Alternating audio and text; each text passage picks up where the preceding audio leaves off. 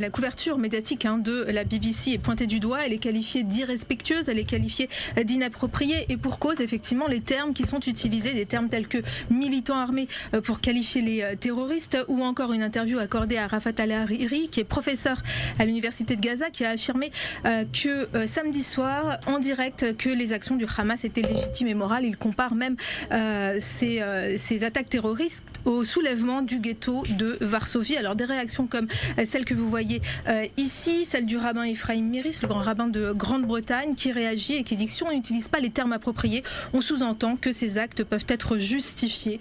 Rishi Sunak également a qualifié, a précisé d'ailleurs que le Hamas, les membres du Hamas ne sont pas des combattants, ils ne sont pas des combattants de la liberté, ce sont des terroristes. Alors aujourd'hui, c'est les mots de la BBC qui sont pointés du doigt, mais cette terminologie inappropriée qui ne reconnaît pas le Hamas comme des membres terroristes et qui sont bien des terroristes d'ailleurs qui massacrent des civils. Elle est régulièrement utilisée par plusieurs médias. On la lit souvent dans la presse où on entend effectivement des termes comme assaillants. Je vous ai pris des exemples ici comme les attentats de Tel Aviv où ils ne sont pas reconnus comme des terroristes. Merci beaucoup Jennifer.